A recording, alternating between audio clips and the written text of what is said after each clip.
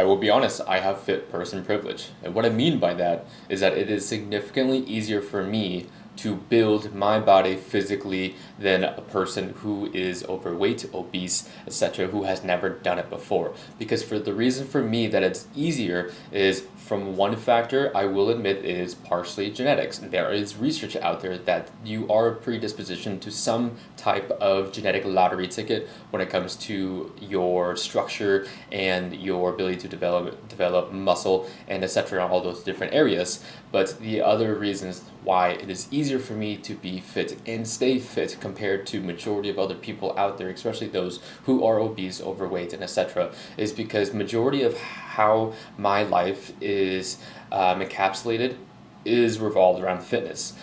I'm lucky to have a girlfriend, a partner who her career is also within the fitness space.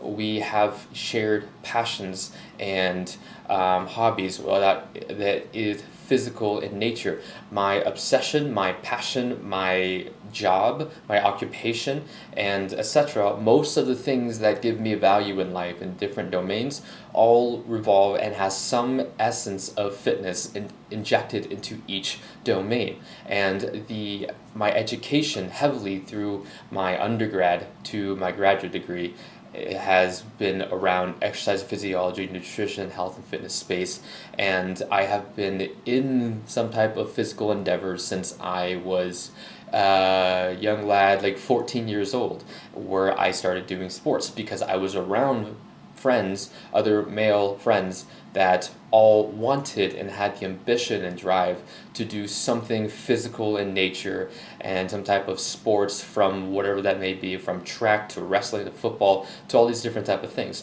So majority of my life, the last 15 years of it, has been revolved around fitness in some capacity, from obsession to passion to occupation to my partner, and just my environment is so cultivated around health and fitness. And so for me, for example, this last week I had 5 lifting sessions, I had 3 running sessions, so that makes 8 sessions in total, and I walk an average about 15,000 steps on average this last week, and it's only climbing from there as I'm currently training for a marathon. And so I will say 100% that for me to stay fit is a lot easier, and I do have some sense of privilege in this compared to somebody who is the complete polar end opposite from me.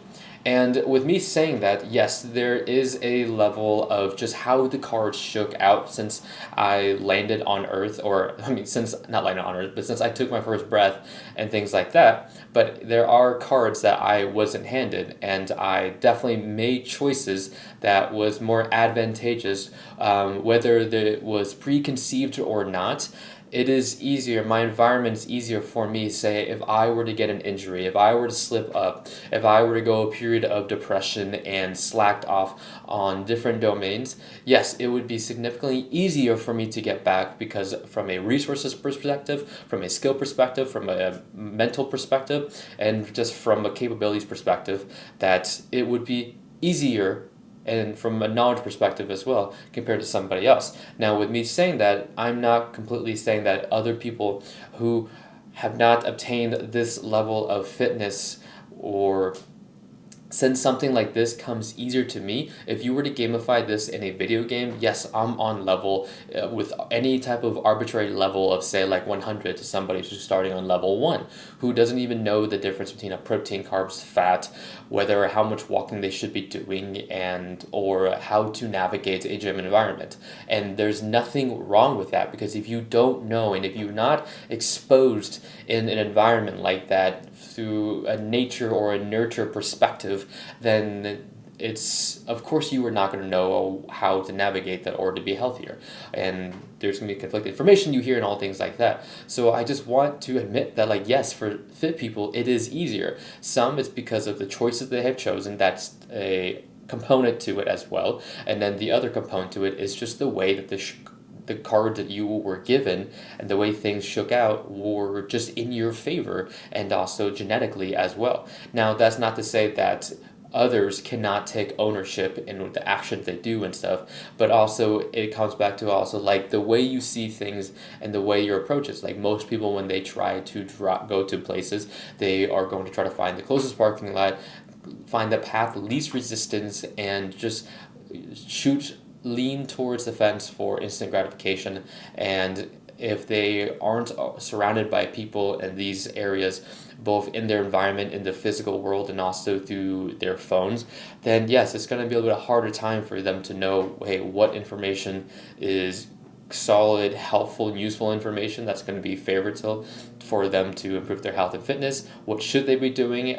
Do they have the belief, the self-efficacy that they can or they will do it? There's a long list and it gets very multifaceted, but pulling this out from a global perspective, it is easy for me, and I will say that. And for others, it is a whole lot more challenging, and it's very valid. And I see people out there that give people a hard time and say that you just need to have more willpower. You just need to be more disciplined. And now something like that, you can be disciplined in one domain, but in another domain of your life, you could be completely not disciplined. Say like I could be very disciplined in my fitness life, but me as a tidy person who keeps their home tidy and organized and neat, their home, their car, their workplace, maybe in that domain, I am more of like a level 1 compared to like a level 100. So for me, having willpower and discipline in that area is not as easy as flipping a light switch. Most things are not that easy. You are a very complex human being with how your behavior systems and pathways and things have kind of played out. It's going to take some time to unravel that and finding a new course of action on how to do certain things and to change your identity and your beliefs and your habits and behaviors and skill sets and knowledge. It's not easy. It's not easy.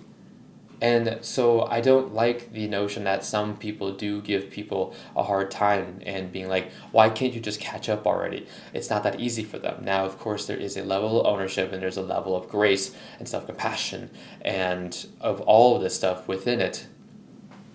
But I feel like the conversation, it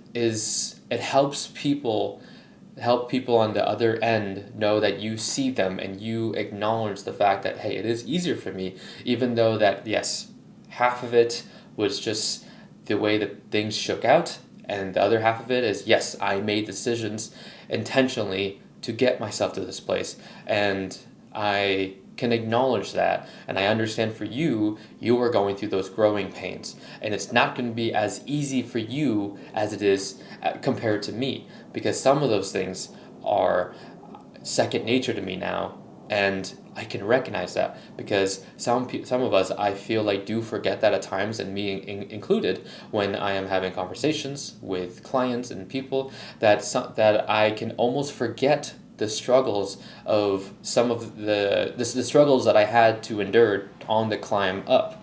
And now that I'm up here and I've been up here for so long, I sometimes forget what some of those struggles were like at those lower levels. And that's something that it's important to acknowledge and give people grace, that knowing like, hey, they haven't calloused over as much as you have, or built the resilience or the capabilities and tools, or be able to see at it, to look at these situations with a calmer heart, and then be able to have that mental fortitude and the behaviors to push through. But again, it's not just one side, it's not just one angle. You got to look at it from multiple ways. So that's something that I just wanted to put out there and share, because the video I saw from Ben Carpenter on this topic was brilliant, and it's not something that's talked about enough, and I just wanted to share that like I see it and it's a thing. And yeah, there's, at the end of the day, it comes back down to like, yes, have a level of self-compassion, but also take ownership.